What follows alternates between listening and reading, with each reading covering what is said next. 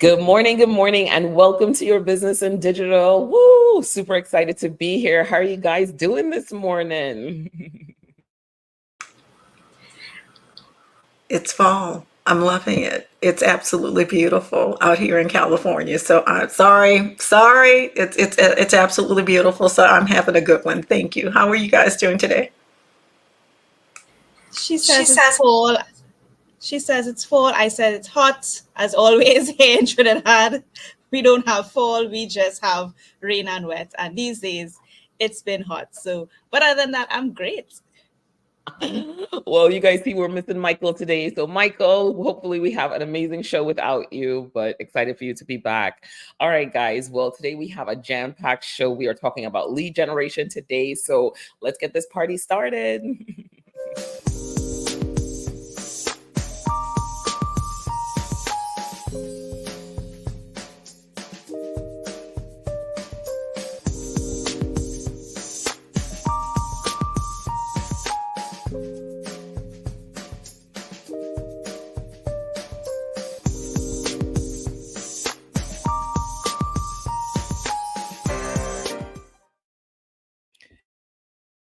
Good morning, and welcome to your business in digital. I'm Tamara Molui, and I am super excited to be here with my amazing co-host. I have finance in the building, Miss Andrea Ragu, our virtual CFO.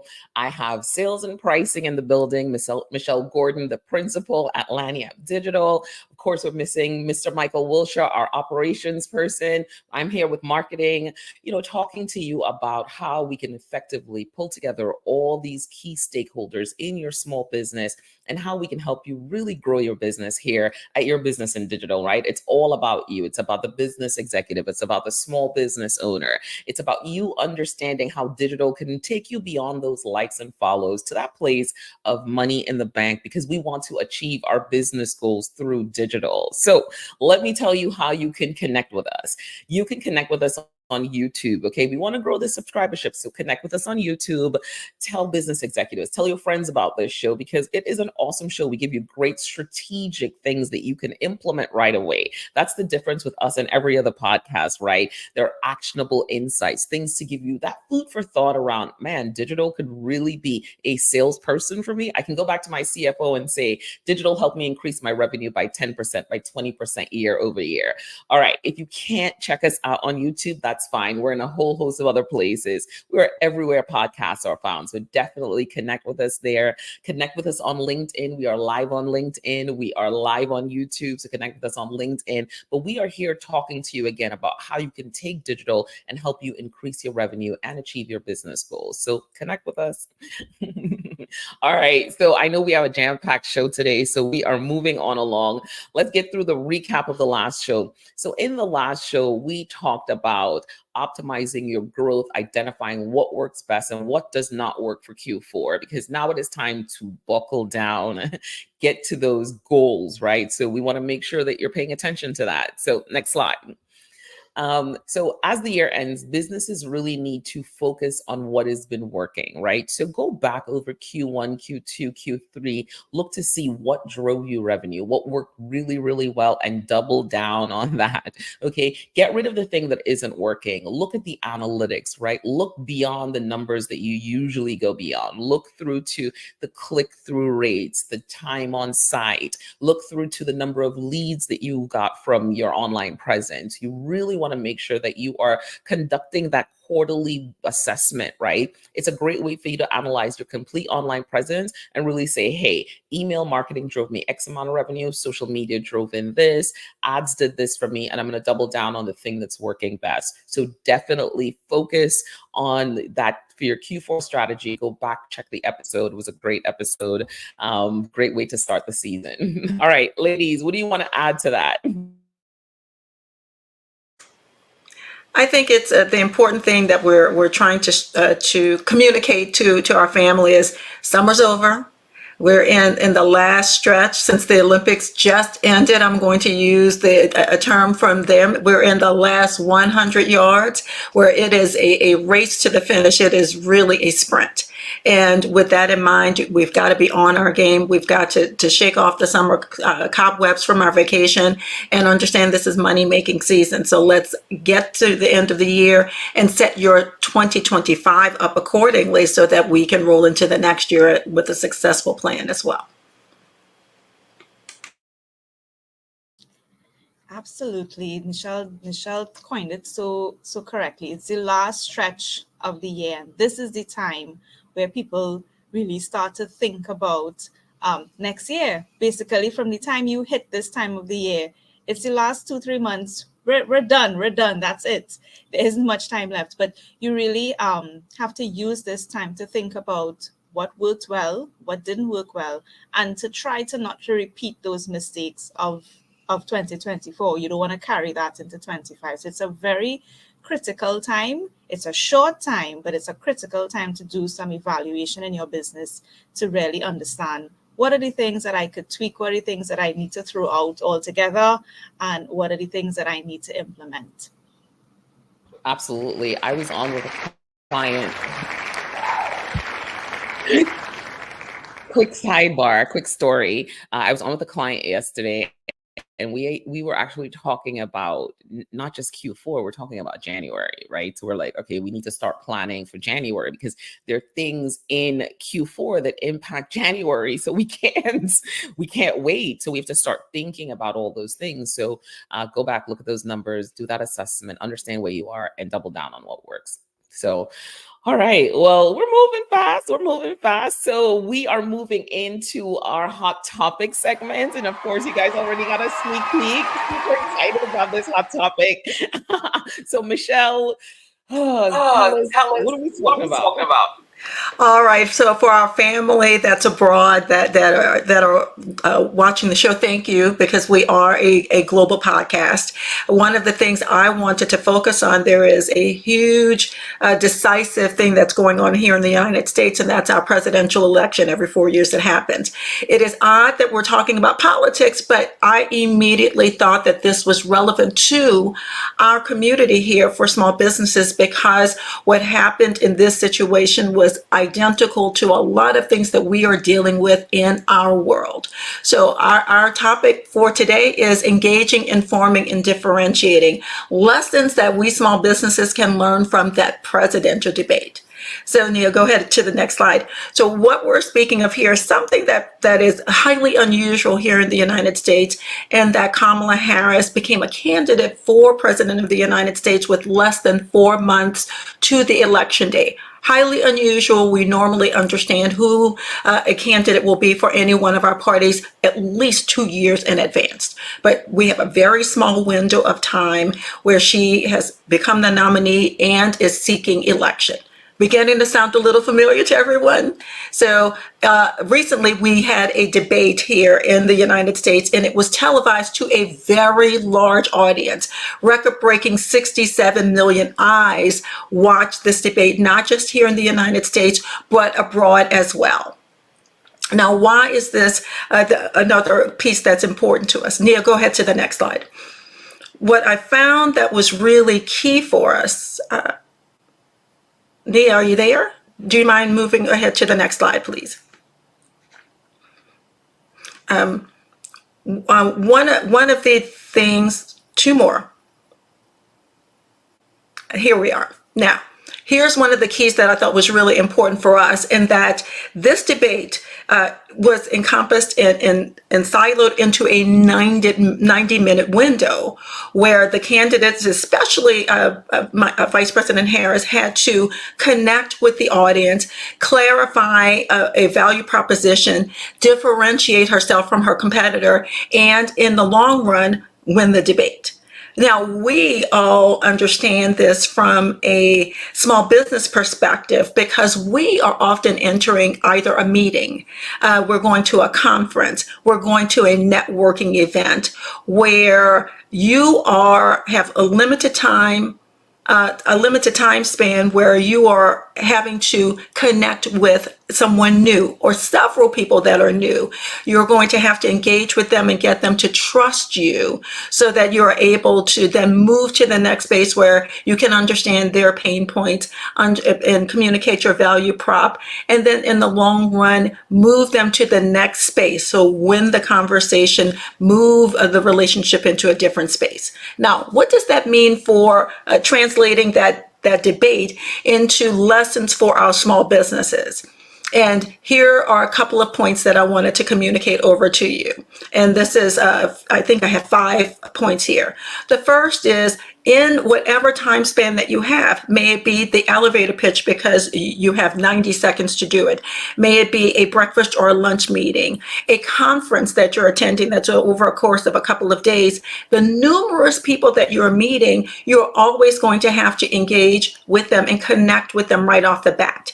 So that means finding a quick line of familiarity with them so that they can understand and connect with you right away. Make them comfortable, find a place of trust. The second place is to address their pain points, because in the long run, as we have said, of course, the last 4 seasons of YBID, it is important that we make this conversation about the person that you're trying to engage. It's never about you. So understanding what's making them tick and why should they lean in and have a conversation with you and invest their valuable time and potentially money in partnership with you. In this time span, also in the debate, in that 90 minutes, as well as when you are engaging with these potential clients or customers that you have that you want to continue to work with, you need to consistently show your lagniappe, differentiate yourself from your competitors within that time span. So you're connecting, you're understanding what's important to them, and you're going to differentiate yourself from the competitors. Now, if you don't mind, move on to the next slide, and let's get to the final 2. These next points, especially this one, is really important. In the debate, we often heard Kamala Harris speak to a consistent thing. It was always that we need to move forward, that she is a person for the people. Think about that translating to something that you're saying. For instance, here in Lagniappe, I often say that we're here to help you to set yourself apart from your competition. If we are consistently hearing that, it's the repetition. It's, I've heard this before. This feels familiar to me. I am beginning to understand, so that your potential client begins to understand where you and your business sits. And always, always, always, before you leave a meeting, before you depart from that connection that you've had, there's a call to action that you need to provide to your potential audience. It is, let's follow up. Here's my business card. Please click here. Click this link. Buy. When you're online and you're making these connections, schedule a call. So it's the action words that you're trying to use to move your client along in the next phase of the sales journey to move forward to complete the sale. Those things all happened in a 90-minute debate. And I thought it was a fine lesson. It was a college level lesson for all of us to understand how that debate relates to everything that we do in a small business, especially every meeting, every connection, every event that we go to, where we're doing all of those 5 things every time that we're in an interaction with a potential client. So there's your hot topic for this fine morning.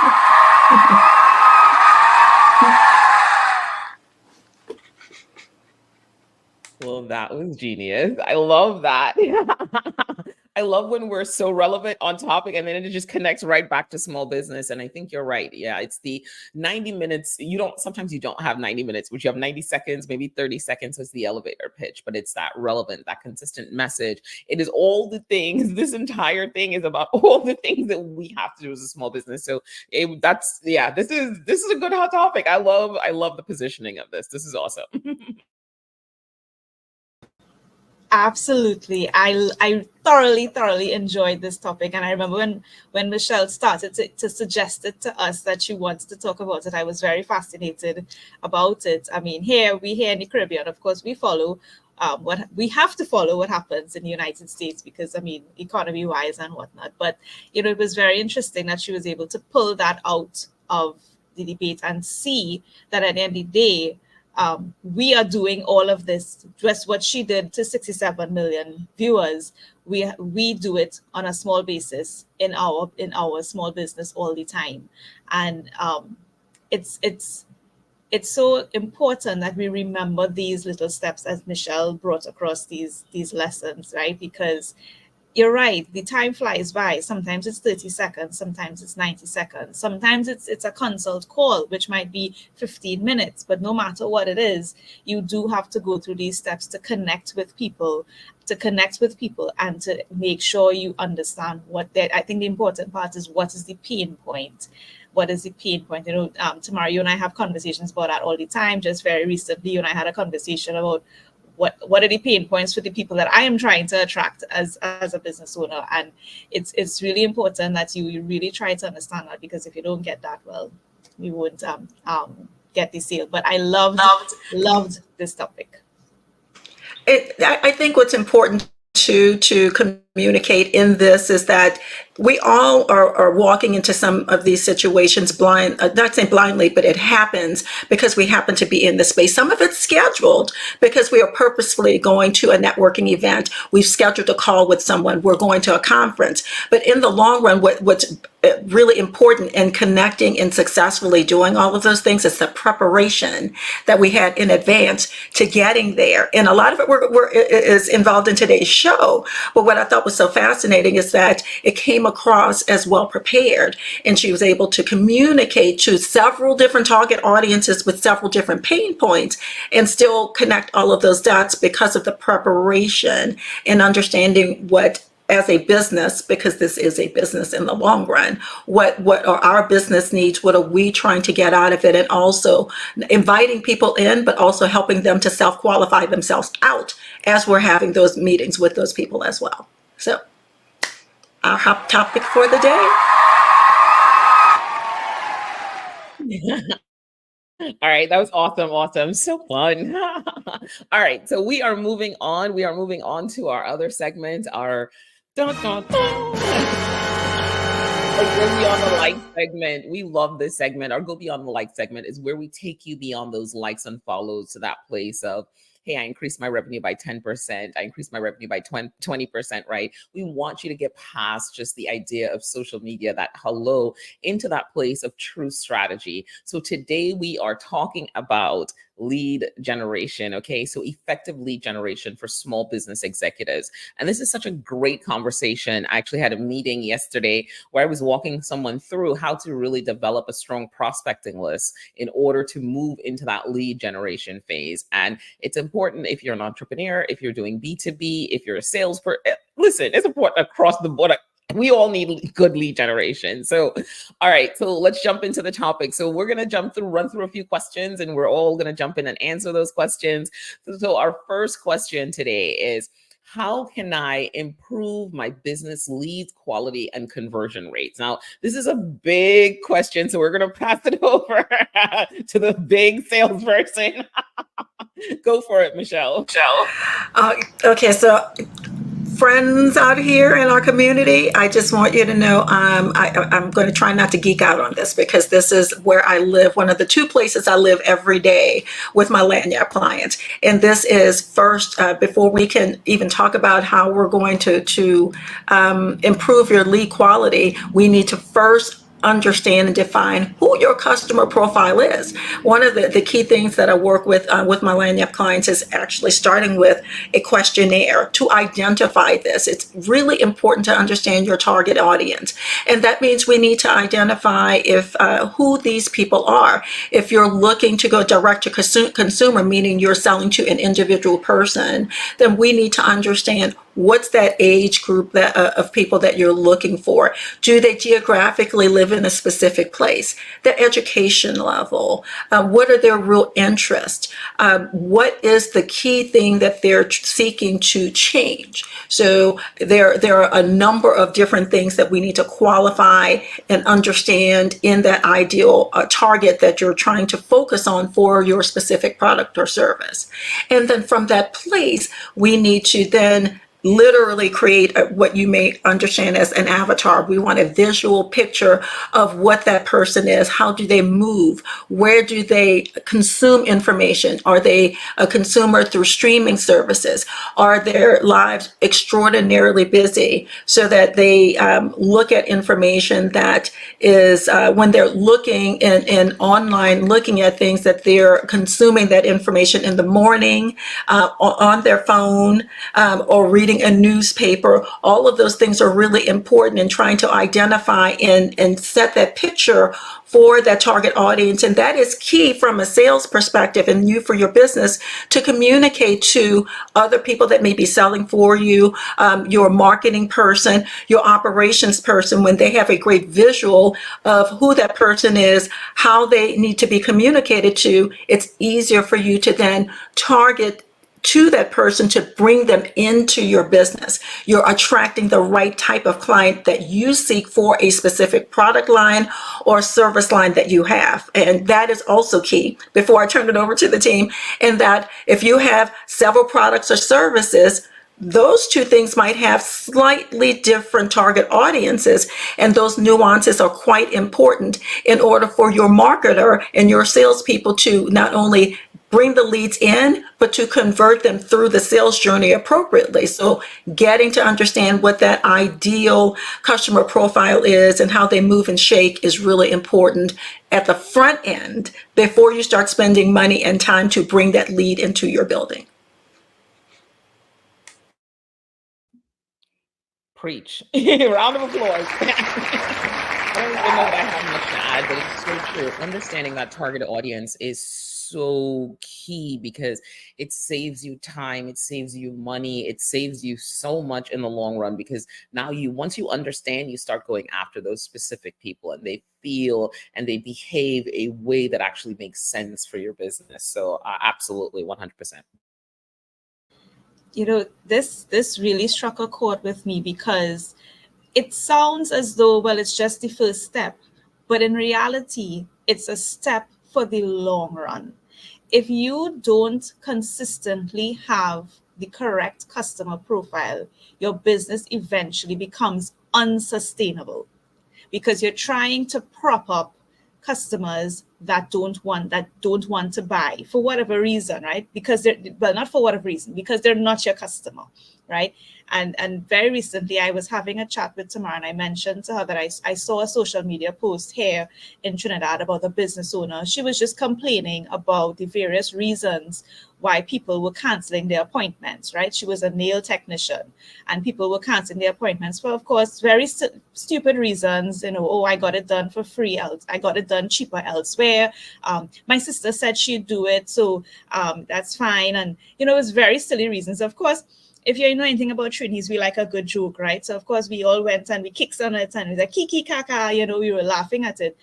But of course, after I laughed, what I saw in it was the inability for her as a business owner to attract the right people who understood the value of her service. That's what I saw. And that the longer you stay in this frame of, in this place of getting people that canceling their appointments on the day of, or not showing up, or refusing to pay, or haggling you over your price, the longer you stay there, you'll forever be in a space of hustling the money, the hustler stage, and not in a true growth stage of your business. So I just want people to understand that as much as this is the first point and this is the start, that this is actually something that ties in to your longer term strategy and to your longer term money game. Right? So it's not just about figuring out the profile. Well, yeah, just attracting people in a particular demographic. It's actually about being sustainable in the long run. That could be a whole show. I mean, the first question could be an entire show because of the very nuances, and you're right, Andrea, of how it affects what I coined the sales continuum. It is from the very beginning to and through signing a contract and trying to get them to return, move on the sale to and get out to other people. It's so key that this is nailed down perfectly so that your business is going to produce for the long haul. We talk about sustainability and longevity and repeatability in here all the time. Can you repeat this over and over again, and setting this up correctly, not just to get the leads in, but for the best interest of your business is really important. Yeah. 100%, definitely. Yeah, we could a whole show. So there we go. Note to self, target audience show. All right. So next question. What are some innovative lead generation tactics that small businesses might not have considered? You know, I think so many times businesses are getting in front of, trying to get in front of their target audience, and they go about it sometimes the hard way, right? So sometimes it starts with building that brand awareness. You have to connect, you have to build a relationship, you have to do it all. You have to do it all. But where you want to start is you want to start in places like LinkedIn Sales Navigator, LinkedIn period, because that might be where your target audience is. They may not be on Instagram, right? So LinkedIn could be a really good place to start understanding who are my followers, who am I connected to, what do they do, and do any of them help my business? Because if none of them help your business, then you're kind of like, are they just the people that maybe I had, I worked with them in the past or something along those lines? Then it's really about trying to pivot and change that to bring in your target audience. You want to focus sometimes on things like advertising. Advertising allows you, Google Ads, for instance, allows you to tap into keywords that people are searching for to solve their pain points. So it's about still, no matter if you bring them in through ads, through LinkedIn, you still have to nurture them, right? So lead generation doesn't mean they're buying from you tomorrow. Lead generation means that you're bringing in a lead that you can then cultivate that relationship so that when they're ready to buy from you, that you are top of mind. That's really what the lead generation is. Some people are very focused on, I got the lead and it's going to convert tomorrow. That's just not how it works. You have to consider your sales cycle. You have to consider their buying time. You have to consider their budgets if it's B2B. So there's a lot of food for thought. If you're looking to go maybe that route where you're doing a little bit more networking, joining a chamber of commerce, I know that's been excellent for our business. Really stepping into a new network, building and bonding with new people, business owners who are looking for services, who need those services. So we've seen a lot of growth in that arena. So things like joining a chamber of commerce, an active one, finding those groups that make sense for your business, right? Maybe you're connecting with partnerships. We love partnerships, right? We're all partners here. So that if I get a piece of business, I'm talking to someone and I recognize, hey, you know what? They don't understand their sales cycle.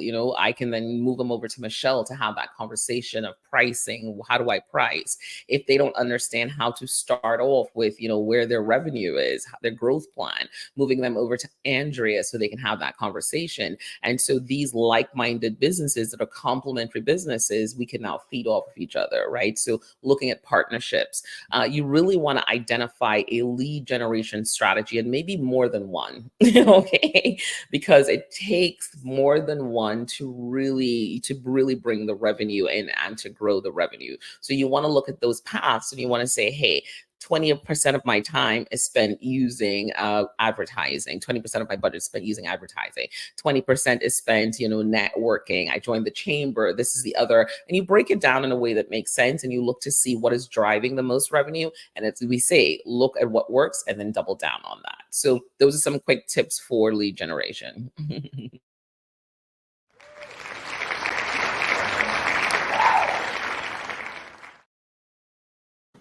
All right, moving on. I think my favorite is the partnership one. I think that really has a longer term end to it, as opposed to one-off things. I think of all businesses, no matter what type of business, could benefit from having some sort of partnership with someone, and because everybody feeds off each other, and you kind of get this longer term arrangement coming back to you over and over again. So I think that's my favorite. And I'll quickly add and double down on something that you said, Tamara, for our audience, especially when you're speaking from a sales perspective, as you're trying to bring business in. It's imperative that you're not beholden to one avenue of revenue coming in for your business.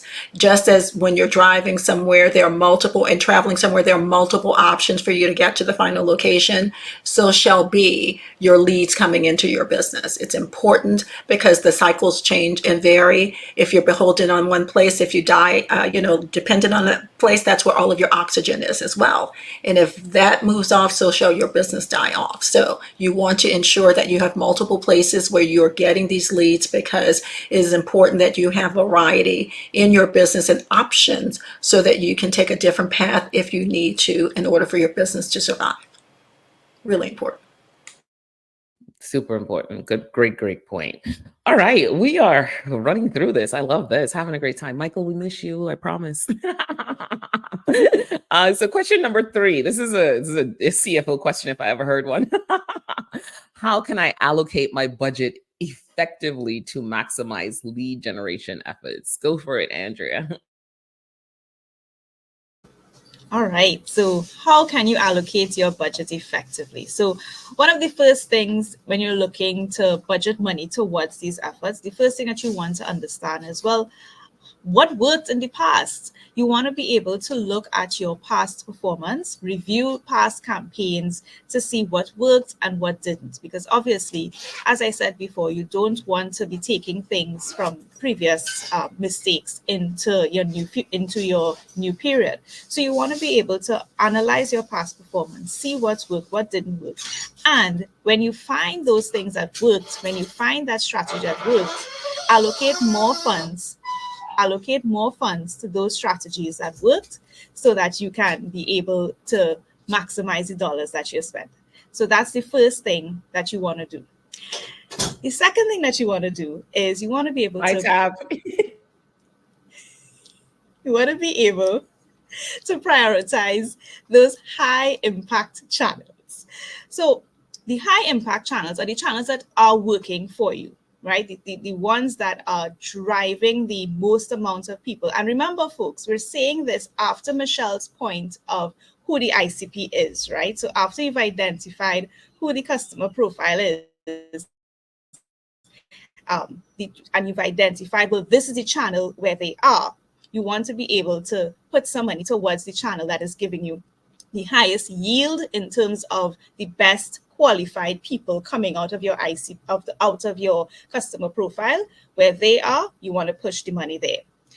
You want to also look at things like being flexible. Keep a portion of your budget flexible to take advantage of opportunities, because things happen fast in our digital world. We know that things are happening fast, and what could be trendy today, although we don't like to say jump on trends, but what could be working today, a week later, it's not working anymore because of a shift in the algorithm or a shift in something that is happening. So you want to be able, as much as you're allocating the budget, to say, this is in case something is not working, I can flex and I could change, and I might have to spend more money in a different direction, or in a different channel. Let's say maybe that high impact channel, you're seeing a drop in performance and you need to be able to respond.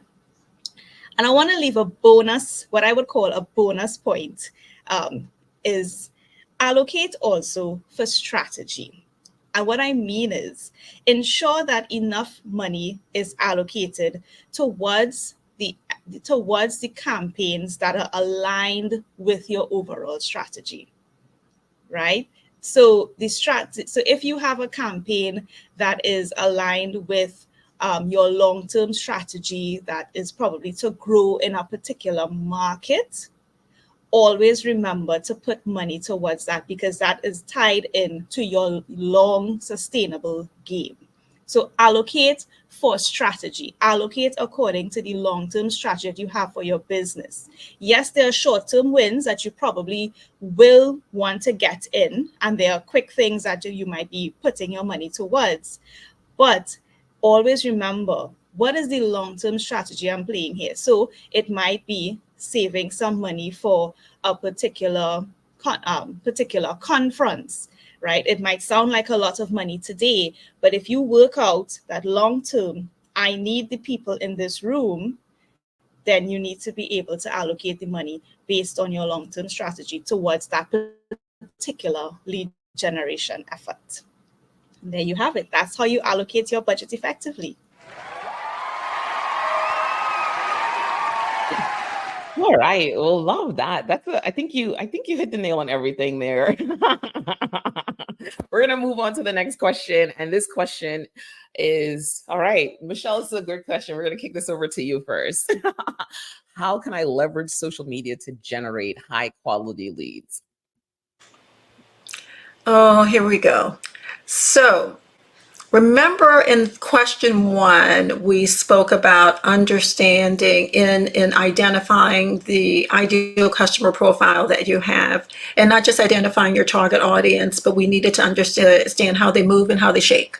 And when I say that, I mean is when you as a person, so I'm going to individualize this, when I am moving and shaking, when I am looking for information, I am a person that will look at specific streaming services. I have particular times of day that I'm doing things. I am not a person that lives in threads, let me put it that way. Or I'm a person that might look in TikTok. I am a person that will be in LinkedIn. It's important for you to understand where your audience consumes information, and you need to be in those spaces where they are. It's really important that you are where they are, but not where you want to be. Where are they residing? And that's where you want to generate leads from, market to those spaces so that they come to you. It goes back to your ideal customer profile and understanding how they are, where they are, and then most importantly, it moves into the next space of understanding what part of your segment is in that space. Remember, I said that as well. You may need to have different client profiles and understand the nuances of each. If, for instance, we speak in this space and talking about small businesses, within the businesses that we are trying to attract, it might be a government sector of business that we're trying to attract. Those government people may have specific spaces that they're looking in all the time. LinkedIn could be a great place. However, TikTok might not. So you have to understand the weight of each space that you're trying to seek business for. If it's a direct to consumer, that's also part of your market segment and place that you're looking for, then TikTok might be appropriate, but long form YouTube may not. So those are the varying places that you need to understand when you're trying to allocate your funds and allocate your time and speak to that general audience. You need to understand who those people are, and then make sure that your content speaks directly to that space and know that that's going to work in that space. For instance, if video is appropriate because it's YouTube audience, then you need to have content that's high quality, that speaks to that space, versus a conversation that Tamara and I had last week or so, where we were looking at something in LinkedIn where all of the long form video may not have been appropriate, but blogs were short articles, pieces that you could read were available and seemed to be the most engaging source of information that people wanted in that space. So it's important that when you're there, that you're utilizing the right means for your right audience, and not just looking at organic. Utilizing paid advertising may be key to your success in that space in social media, as well as you being in any of those spaces actually. And the purpose of that is to broaden your reach, make sure that you're hitting your key demographics in its appropriate channel, and tailoring your messages in each one of those spaces so that you're getting that lead in, you're qualifying them, and they're also self-qualifying themselves out once they see the information that you're putting out there through paid or your organic content.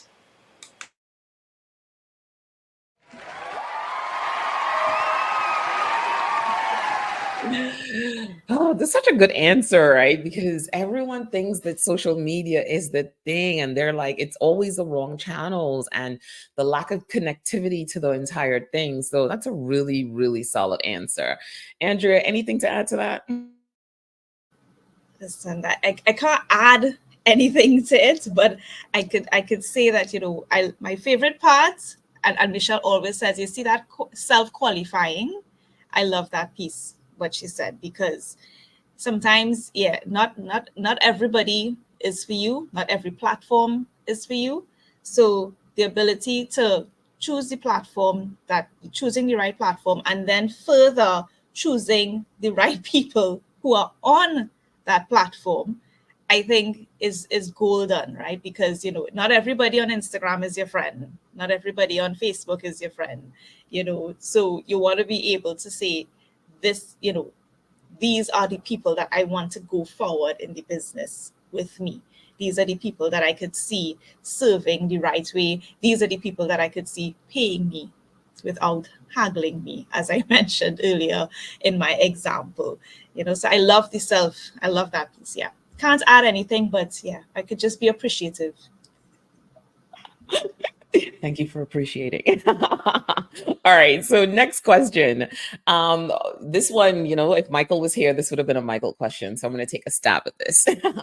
What are the best practices for email marketing to drive lead generation? So some of the best practices for email marketing are, number one, really understanding the rules of email marketing, right? When can you email? Who can you email? How often can you email them? Did they sign up? Didn't they sign up?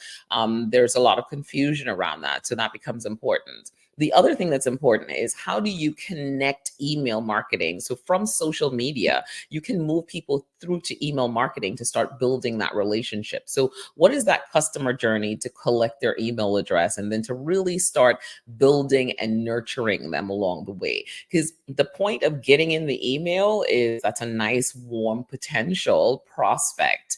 But then you have to nurture them to get them to a place where they become the lead. And so I think sometimes we're mixing up, when that person really is a lead, but when they come through the door, you want to make sure you understand this is a prospect, and how am I connecting all my channels to get them to give me the email address, and then what am I doing in the email space with that customer? It's really, really important. Email is one of the things that actually turns into revenue. I think right above social media is first, and then it's email marketing. It's such a strong driver, but it's important that you understand who are the people that are coming in to your leads through email. What are they doing? How much are you learning about them as well, too, right? It's a great place to ask them questions, maybe have them take a quiz. That's something that we do on our website. We have a quiz.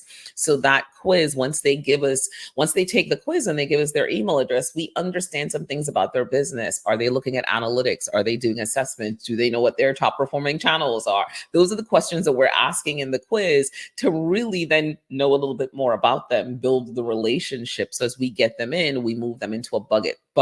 So segmenting is also important too. Once you see those people coming into your email list, you want to be able to segment them and move them down the right path, giving them the right content. That content is going to become important because then it's about their pain points specifically, right?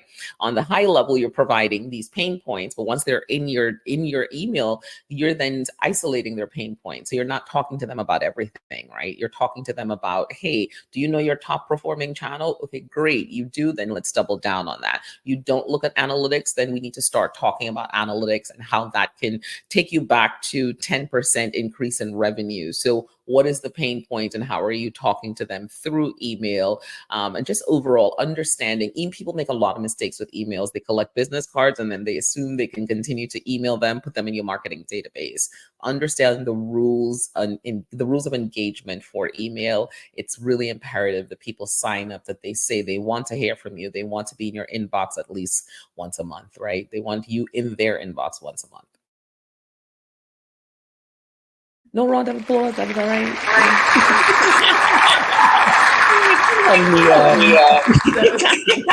She's a tough customer today. I tell you that Nia's tough today. I tell you what I enjoy about this once we start moving into email marketing, and I'm going to actually take this one back to our hot topic. In that when we have a nanosecond to attract and to maintain someone's attention. So we're also, again, introducing ourselves. We're trying to engage through them reading. So as we're trying to bring that lead in and keep them in and convert that lead, that introduction to making that point of who they are and who you are so that they can connect to you, and then understanding and making it about them in that initial engagement for that lead message that you're sending out is really important. One of the things that we didn't touch on, you kind of alluded to, Tamara, early on, in that it's not one lead comes in and we convert it and we have 100% conversion. It is typically we have 100 leads coming in, and if we're lucky, we convert 10. And that's 10%. That's how much volume you have to send out in order to get someone to pay attention. It's usually 7 to 10 touch points before they're really paying attention to you. So you have to be really firm in your conviction. You have to be really strong and be prepared for a lot of ignores and a lot of no's before you can even get to that stage. So honing that skill and making sure that you're in the right space, talking to the right person with the right message is so important on the front end, because it takes us that long and that many tries to get that conversion to happen. So I think it's important in what you're saying to be in the right space and to take them to a place where you can really engage with them, and email is one of the best places to do that. 100%. Yay. All right. So we're moving on to question number 6. Man, could you imagine? We have one more question after this. So, all right. How can I optimize my website for lead generation? You want to integrate your forms into your website, right? You want to make sure that you integrate your forms in there, but you also want to make sure that you create a path that answers their questions and their pain points. You want to create a space, a page where they get to really dig in and, frequently ask questions. You want to anticipate what they're thinking about next with that pain point. And then you want to set up a lead generation form that's connected through your CRM, right? We use HubSpot. Some people use other tools, but that's fine. You just want to make sure that that information is feeding directly into that CRM, so you can now start building a contact, and then contact, again, as they do more things in your web space, you get to understand who they are and more about them. So optimize your website through SEO. You want to definitely do the keywords, but you want to have the right content. We talked about content consumption. Michelle mentioned that earlier on the show, right? You want them to consume the content. You want them to stay engaged on the page. Right now, we're running some advertising for an event that we're doing this Friday. And what we're seeing is that the page is like super engaging. So we've added video to the page. We're looking at the video to see how much people are watching the video. They're spending about 5 minutes on the page. They're asking us questions. They're reaching out. So we understand that people are going down that funnel, right? They're coming through that customer journey and they're connecting with us. So that's how we start measuring and looking at the importance of optimizing that web presence, that website, so that you can actually get the right leads. They don't come in and give you their email address just then, right? They want to make sure that you are actually, they're interested in what it is that you want, what it is you're selling. All right, you guys going to add anything to that? I want to add one more thing to this, because I again, I'm going back to home. Something that I mentioned at the Hot Topic, typically through every season, is always be ABC, always be closing. You need a call to action. What's the ask? You have to be and ask often. And your ask could be very different. That call to action could be subscribe.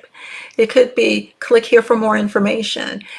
So there are varying ways of doing that, but you're asking for their business and you're offering up to them the reasons why you've differentiated yourself in asking for that sale. And this is still all in the lead generation part, because we're trying to convert that lead into the next part of the conversation.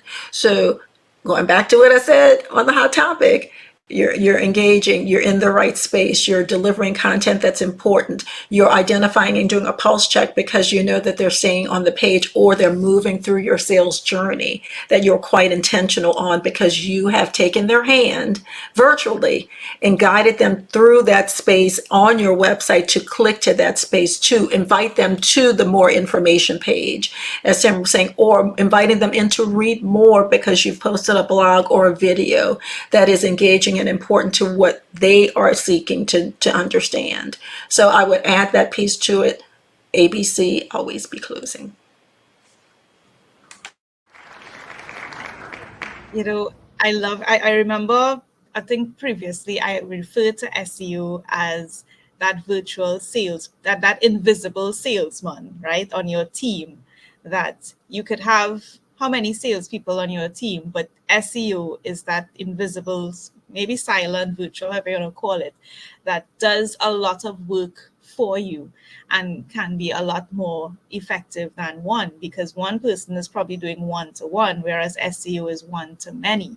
So I just want people to remember how important SEO is for your website, how important SEO is for you as a business, because that's where we are now. We're no, yes, we still ask our friends for recommendations. We still have that way where people say, do you know anybody? Do you know anybody? But at the same time, we still do on our own that level of, let me check to see if this is in my area, or let me check to see if this is even in my country, and we start to look for a particular type of service. So SEO is your virtual salesman.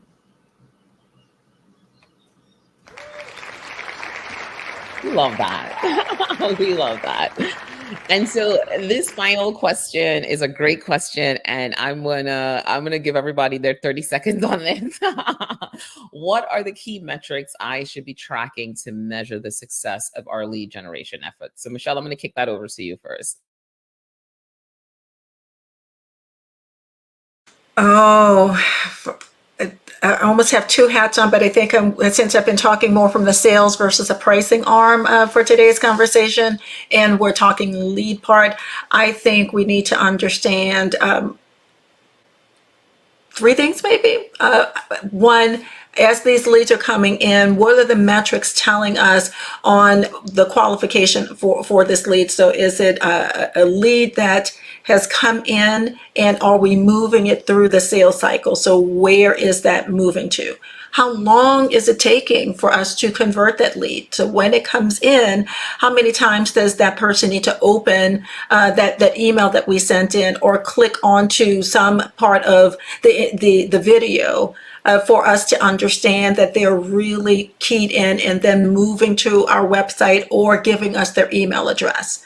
It helps me to understand, am I delivering the right content? Am I in the right space for our business? And am I listening enough and understanding their pain and when they begin to disengage? Those metrics as they're touching the website, how long it's taking, and whether or not they clicked in specific spaces within the website give me indications on whether or not I'm on the right track, or if I need to revise something within that process to keep them engaged or attract a different audience to me. So from a sales perspective, moving them through the pipeline and those metrics are the most important to me at this point. Love that. Andrea, go for it. Go for it. All right. So let's talk about some quantity metrics now. So I would say you want to look at the lead volume, the total number of leads generated, because that says basically is your effort, what is the first quantity it's bringing people in, right? That first set of people coming in. You want to see, am I generating 2 or am I generating 100? Because obviously 2 versus 100. 100 means something is working. 2 means nothing is working. So you want to be able to understand that. And then you want to be able to take from that 100 now, the quality. What's the percentage? Now, how do we move from the 100 to say, well, is the entire 100 of a good quality? Or is it only 85, right? Or is it only 50? So if it's 85, then it says, oh, well, 85% of the leads that are coming in are hitting that right type of people that I want to hit. So you're on the right track. But if the lead quality is something like 30, it means, well, okay, 30 out of the 100, that's 30% of my leads are not hitting the quality, which means the majority of my effort is not giving me back the quality, the type of leads that I want. And then you want to be able to then keep going further down and say, okay, conversion rate.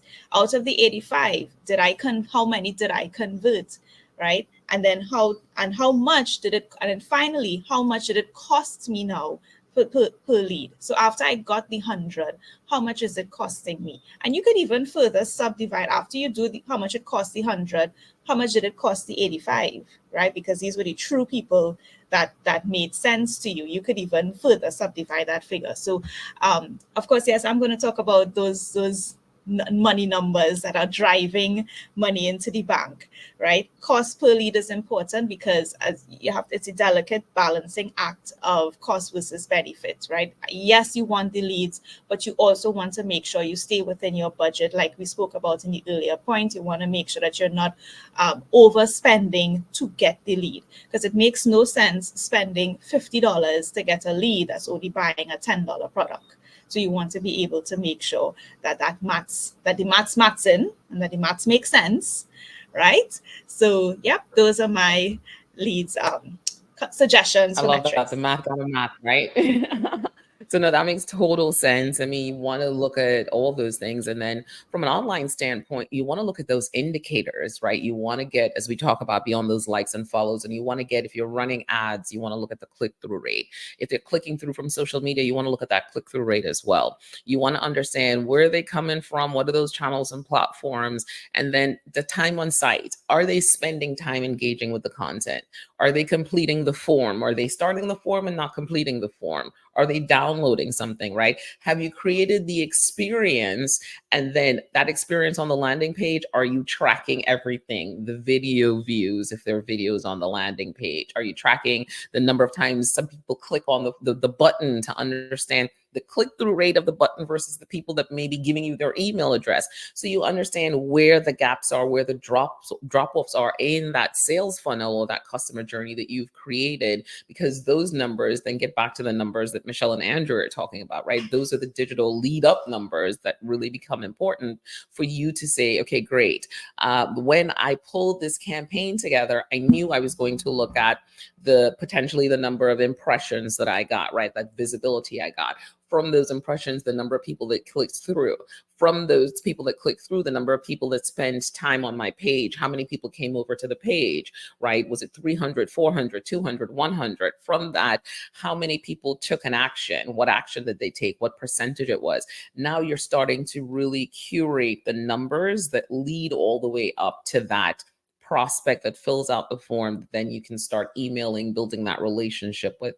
And then the other opportunity you have is, instead of going back out to look for new customers, you can look in to say, okay, great, how do I shore this up and maybe get 5% more, 2% more of the people that are coming in to convert? Because a lot of times we're looking to start all over at the top when we can look at that funnel, that customer journey, and tweak within there to really optimize, become more efficient, so that you're seeing more of those prospects, leads turn into more revenue in the bank, right? So that's where we want to be. Those are some of the metrics you want to look at. Everything should be planned out, thought about as you're building out a campaign. So I know we're almost at the end, so I'm going to pass it over to you ladies to give another 30 seconds before Nia kills us. Michelle, we'll start with you. Wrap up in 30 seconds. It is. I again, held back a lot because I really do geek out on this part because it's heavy sales, and I lean very much into that from a lanyard perspective. But what I want to communicate to our audience is, think of where we started this conversation today with our hot topic and where we ended. There is a through line of all of this, and it all relates back to understanding what your business is all about. Well, we've had conversations about lead generation. In the long run, we're saying, please understand and pay attention to your business for longevity. Who is your client? Be real firm in understanding what your target audience is and what your business is going to be. At that very start place, everything that we talked about over this last hour have been related to that very first thing that we talked about. Who is your customer profile? Where do they sit? Why do they sit there? Are you there? Are you in that pond? Are you fishing in the right place in order for you to attract the right people? And once we have attracted them, or they've opted themselves out of this equation, are we delivering the messages to them that will keep them engaged? And if they're online versus in person, are we taking them across the right journey by saying the right things and pointing them to the next natural place to remain engaged with us? That sales journey starts there, but we are still taking them through with their client profile and speaking to them and pointing and clicking them in the right place everywhere through, because we're paying attention to that metric. We have spoken to everybody on the team and said, hey, this is the profile. And Tamara, here's the money. Here's the messaging. This is the right person. Tell me, this is where I need to be. And this is what we're going to do to make sure they get to the right place. And then in the long run, Mike's not here, but Mike will naturally say, but we also need to make sure this email goes to this place and segment them in this way, and then hand them off to operations. And then Andrea always brings us all back to reality and said, but we need to move them faster through the sales process because this is costing us money. And did we check that financial box as well as we were going through that process? So it's imperative that this is not just a sales thing. It's a key component for every part of our sales journey. And for can we repeat it? I'm big on planning for longevity. So differentiate yourself, show your lanyard through this by ensuring that we have identified what that real client is and that target audience and what's your message that you're trying to translate at every part of this. So a little bit more than 30 seconds, but this is my jam. So I'm going to talk a little bit more. What she said. but my closing comment would be very simple. Lead generation, effective and successful lead generation equals sustainable money in the bank. Do what we say and do it right.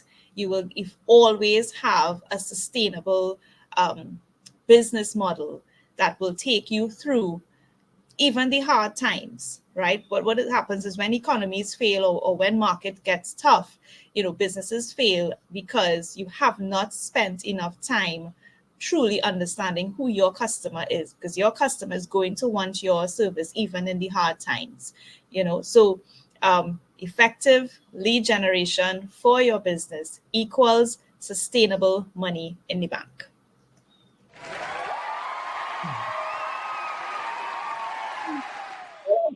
Target audience, target audience, target audience, and everything these ladies said, because that is the truth. Lead generation is probably one of those things that I think most people get stuck with, and they end up advertising or connecting with the wrong people and doing the wrong activities to the wrong people. So target audience, target audience, target audience. So we made it to the end of the show, ladies. With Michael, we missed you, but it was still a good show. We made it to the end. At Your Business in Digital. Our goal at Your Business in Digital is to really bring together a true small business, right? We have finance in the building, we have sales in the building, we usually have operations in the building, and of course, marketing. So when we pull these these four departments together, I'm like, what are we? We're departments now. When we pull these four departments together, we're able to get buy-in for the activities, and everyone's on board with building the right leads with the target audience, because all parts of the business, we're thinking about our business goals and how can we get buy-in from everyone who needs to participate. And that's what we do here really well at Your Business in Digital. We build together those strategies that make sense, CFO approved, that sales team approved, that is operations approved, so that we can really be effective. So we want you to tell a business executive about this show, tell a CEO about this show, tell a CFO about this show, tell a small business owner about this show, okay? Connect with us on YouTube at Your Business in Digital. We're also here on LinkedIn Live, so definitely connect with us here. And we're everywhere podcasts are found. Our goal is to really help you leverage digital to increase your revenue by 10%, by 20% year over year. We want you to get to the heart of the metrics that matter and go beyond those likes and follows. Thank you so much for joining us. We will see you here next week. Have an amazing, amazing day. I'm Tamara, and this is the rest of the team. Thank you, ladies, for joining. Have a great day. Bye.